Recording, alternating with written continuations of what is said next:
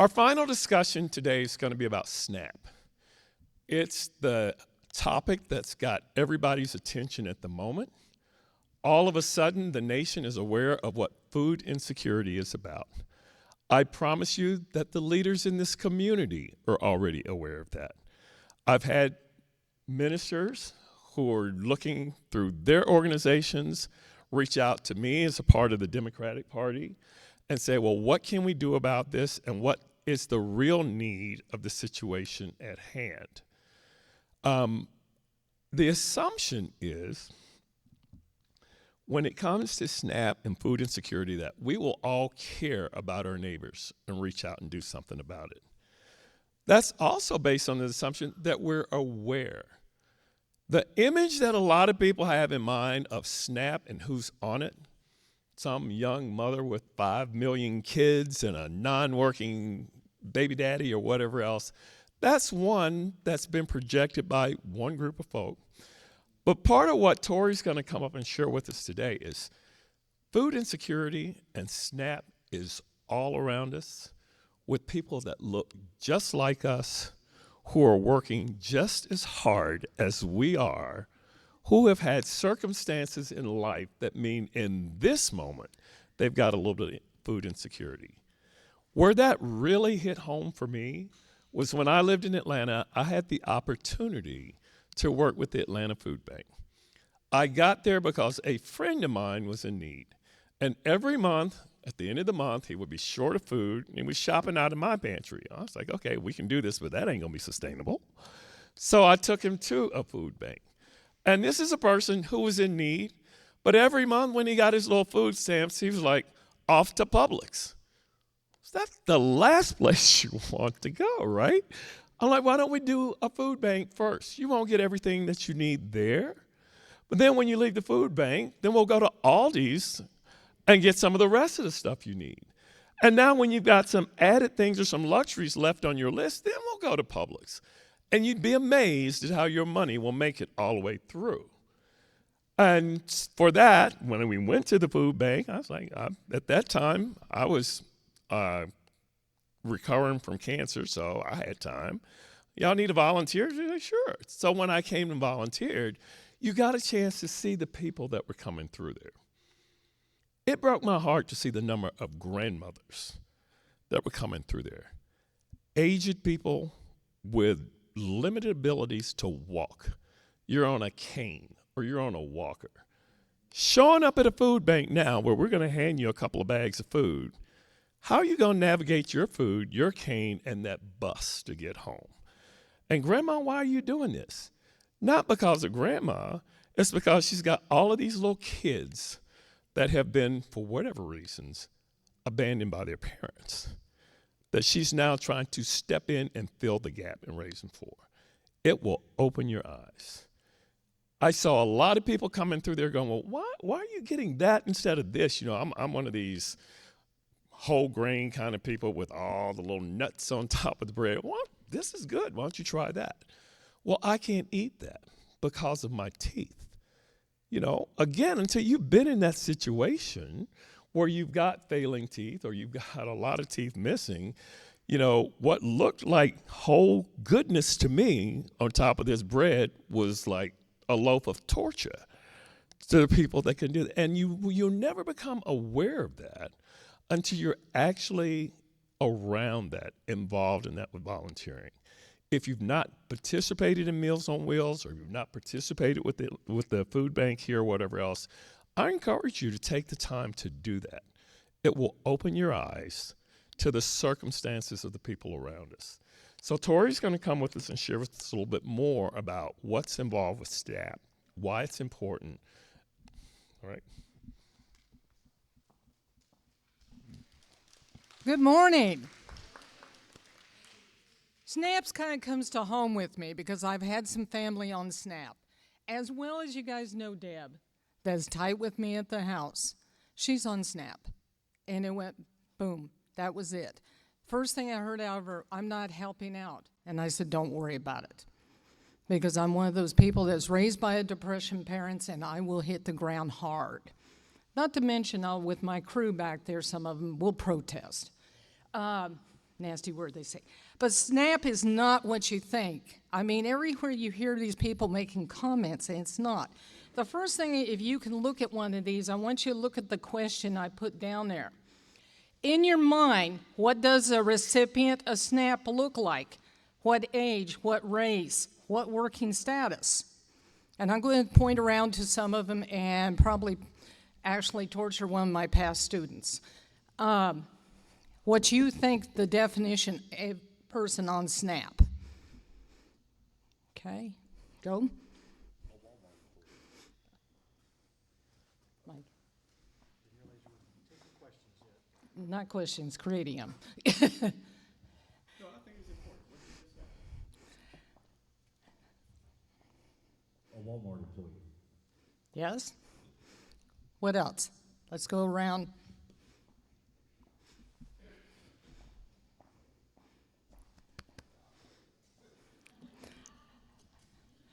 Black female with multiple kids. That is usually what is projected. Yes. I know that is not the case, but that is what's projected. Yes. Who else? Huh? I could.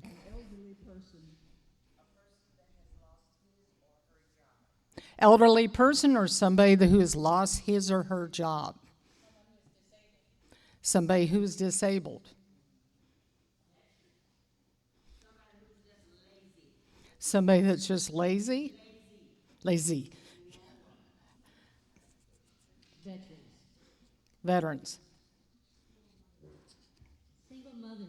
Single mothers. College students.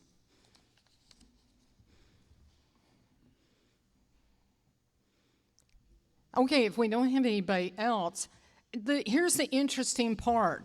First off, what he was saying that does not fit, that's true. That's the idea people have.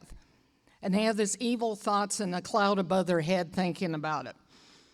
Let me give you some facts. Adults age 60 and older, 19.5% of them are receiving. That's 19.5 out of all the receiving. Adults age 25 to 59, 41.8%. And out of that, 14% are veterans. Children, 5 to 17, 27 to 7%. Children under 5, 11.1%. Those working are 86% are working. Now, if you break it down to race, white, 36 to 37% are white. African American or black, 26.27%. Hispanic, 16%. Asian, 4%. Native American, 1 to 2%. Unknown, 17%. So it definitely does not fit what everybody thinks. Now, some things to talk about. People have asked me, well, when did they start this SNAP? They're usually in a testy mood and want to argue. History of SNAP started food stamps in 1939 in the Department of Agriculture through the Secretary of Agriculture under Food and Nutrition, distributed through the Division of Social Services till November 1st, 2025. We don't know how it's going to be distributed from this point on. With the Secretary of Agriculture, a lot of people do not realize this actually helps the farmer because they provide some things. I heard somebody say they had SNAP in college. I had it too. And I remember getting the blocks of cheese because when you went and got your SNAP and they had foods, they were like stamps then, got free cheese and dairy and stuff like that. That helps the market so that the farmers aren't just laying out in the water can't sell enough of it. Now, the national average, the benefit amounts, last night I saw arguments, I was in the Kansas side of Facebook, per person approximately $190.59 is what they receive. Remember those percentages I said. Per household, 356.41 per month. People, nearly 42 million. Households, 22 million. Number of recipients, over 55.6K. Number of households, 26K. Total benefit amount, 104 million. That was as of October. Now, looking at Greenwood, where we have actually not the greatest percentage when it comes to this factor. Out of the 46 counties in our state, we're 16th of the worst county for food needs.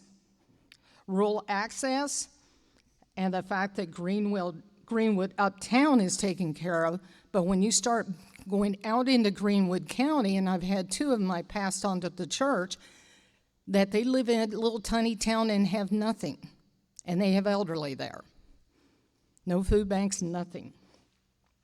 Vulnerable population as of 2024, approximately 2/3 of the food insecure population in Greenwood fell below SNAP eligibility threshold, meaning they needed to have more.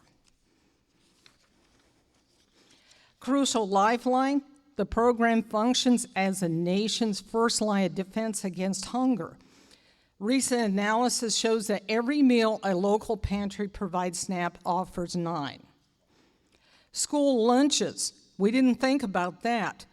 They actually internally use SNAP to make sure the kids that don't have lunch money are being fed, and now they're out in the water without anything. Retirement homes, residents that are on Social Security, low income, they use the same as they do in the school districts. Now they don't have it.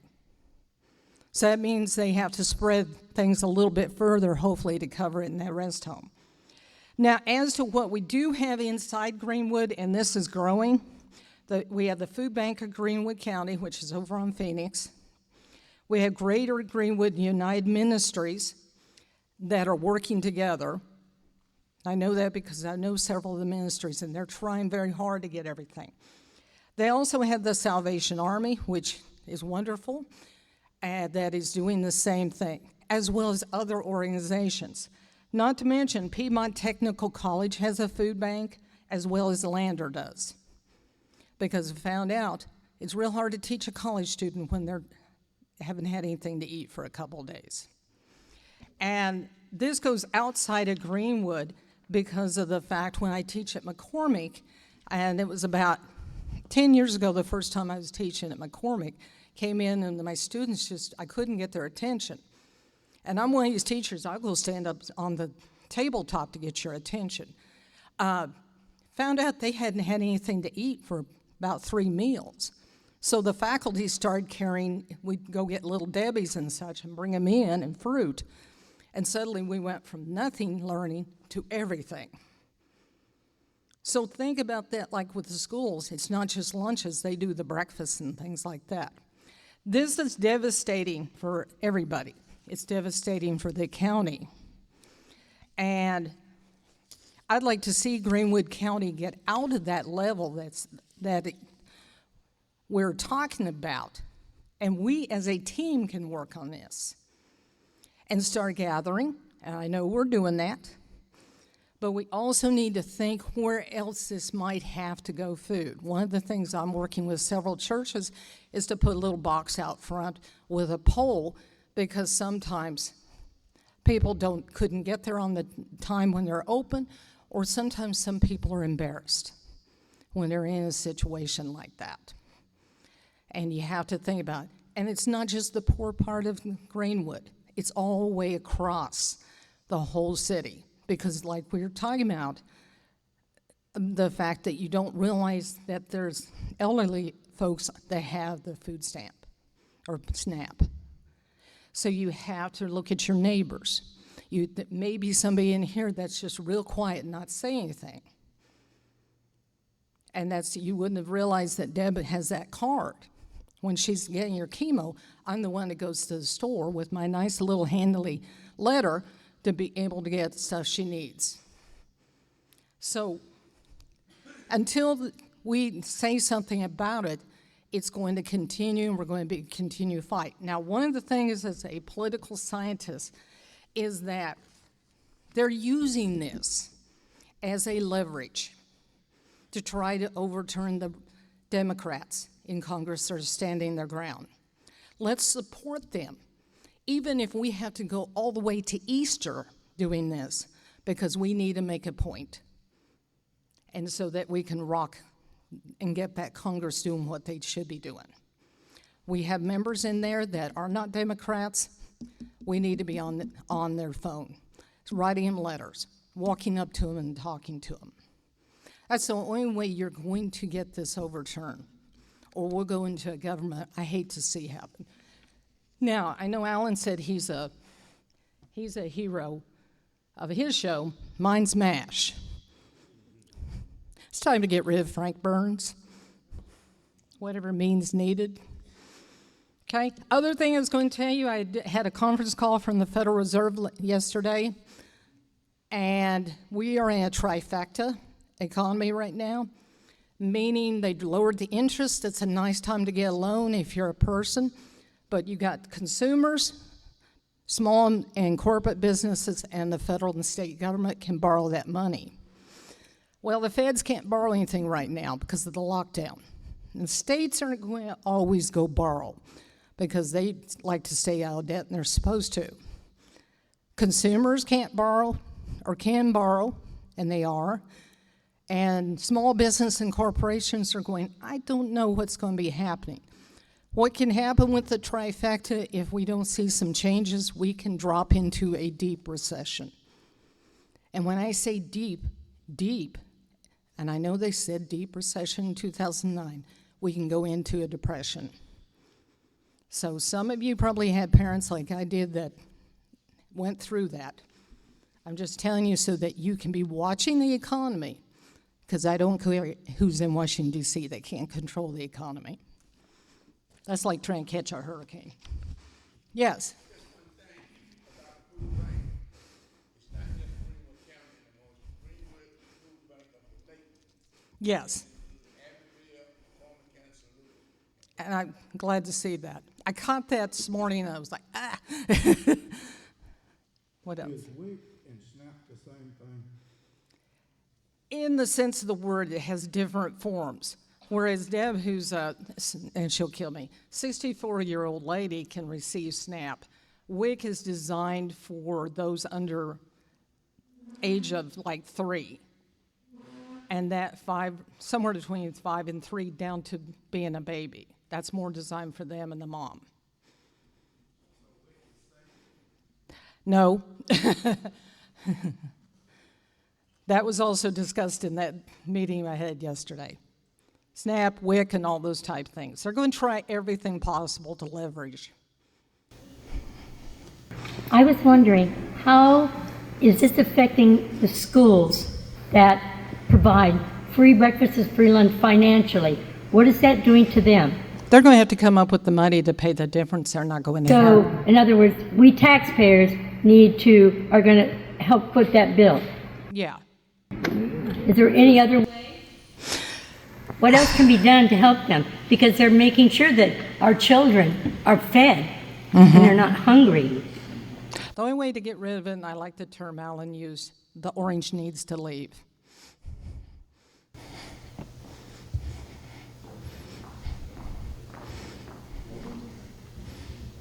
Yes, ma'am. As a newcomer,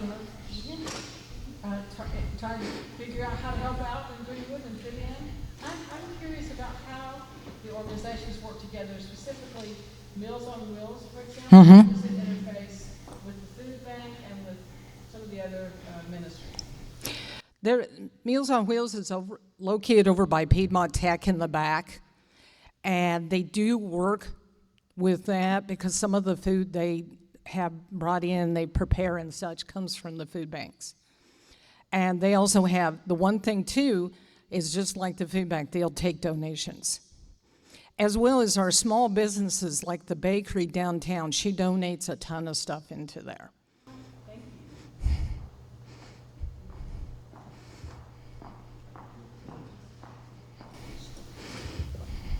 you. If you mentioned it, I missed it, but what are the income requirements for SNAP? The income requirements, well, it base a little different. Like Deb's on disability because of cancer. So she does have a limitation. I know she can't make over 2,000, but they do have a cutoff, and that depends on the age and all the needs and everything. Like if you got a family and you're trying to support them and you're working at Walmart or somewhere, and I do know a couple of our teachers at the college, they're single parents are getting it. They're making wages pretty decent, but it's hard to raise a child with $50,000 a year.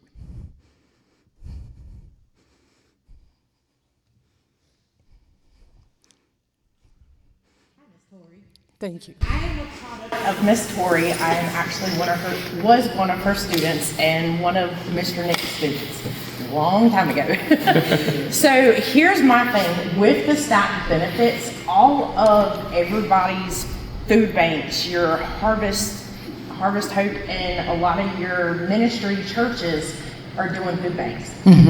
Everybody needs to contribute. We can't rely on the SC1 to make sure that our state government is going to properly allocate all of those funds to each community. So to go back to what you were saying with the school lunches, they do rely on the state for that. So for everybody to qualify for those free lunches, you know, your income does have to be below a certain threshold. You still don't even have to qualify for SNAP to be able to get free or reduced lunch. It's solely based on your income. So what we've been telling everybody is definitely just donate directly to the food banks. Yeah. One thing I didn't know about is, or didn't think about, is that with all this going on with SNAP, a lot of the grocery stores have already cut hours in many of them, so that's another detriment to our economy. One thing too, I'd like to mention, if you've been walking through the grocery stores, I always tag food to watch the prices. That's a thing economists do. We're weird. But I'm also seeing a decline in what they have in there. When you see empty shelves, I used to be in Walmart and upper management. When you see empty shelves, Sam Walton taught us, you're missing a cell. And when I talked to the store managers here, I said, what's going on? I know you have to have that full. He said, it's not coming in from Bentonville. They can't get it. Lowe's, or all the grocery stores right now, you're seeing that. They're spreading things out, or something like, I went in to get Oreo cookies yesterday, and they had none of the regular. And I was like, that's kind of weird. But they slid over all the other ones to cover the hole. So that's going to start growing, because with all these tariffs that we have, because a lot of that stuff comes in from overseas. This morning I was talking to Bill about, how much did that coffee cost you this morning? Bill, how much did that coffee cost? A lot. That's one thing. You're talking about things that are hit by the tariff and the climate are now going to be up. I'm a coffee drinker, so I'm like, don't worry, I've been storing at home. But that is a factor. Now imagine how it's going to be hitting our restaurants. That's why you're seeing some changes, prices up, everything. So do not give up. They're doing everything possible to leverage us. Don't give in. We do not want a ruler like that. All right, Tory, thank you.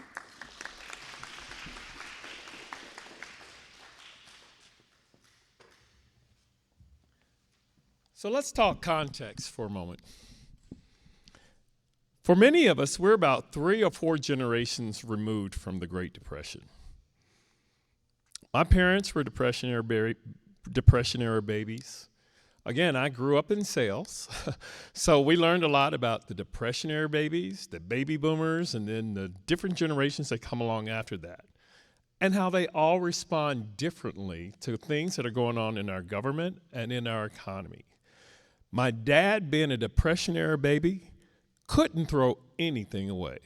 We had so many old hoses around the house and everything. Well, I might need a part of that to patch something else, because they grew up in a time of scarcity where you either didn't have the money or money couldn't buy what you needed.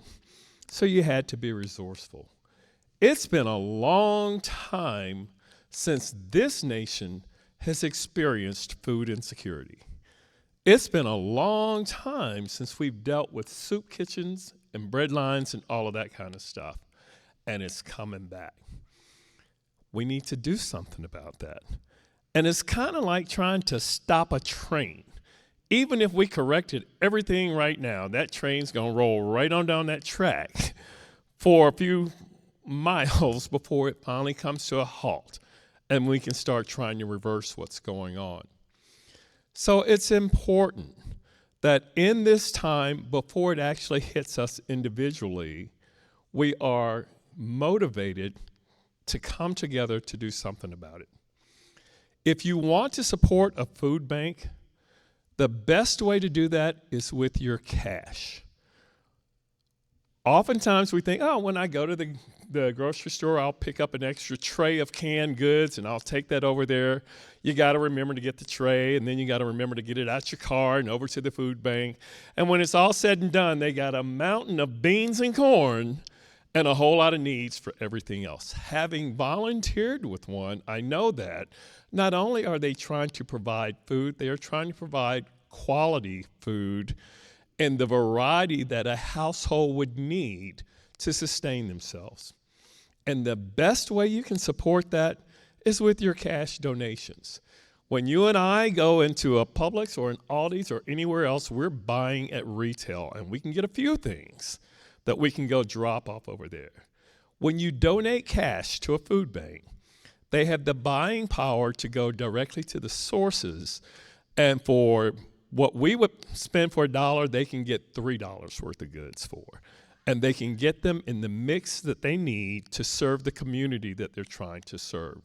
So I encourage all of us to support, particularly now, the Food Bank of the Lakelands, and reach out and support our whole community by doing that through cash. But understand this, we can give all the cash we want to, but the better way, the way that we will be able to control millions of dollars, is with an intentional, educated vote. This is important, that we not only get, and we can't do it on our own. So we've got to get ourselves out, motivated into a poll, but we've got to start dragging people with us. We've got to encourage them to go with us.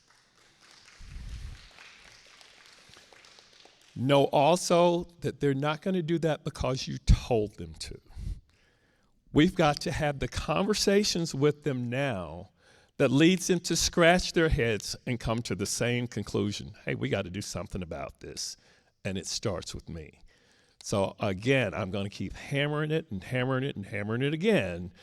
This is our time that we need to talk and listen and talk and listen and talk and agree with our neighbors, the people within our sphere of influence, that we need to step up and make a difference in what's going on. All right, enough preaching. Yes, ma'am. I can probably talk loud enough. Oh, this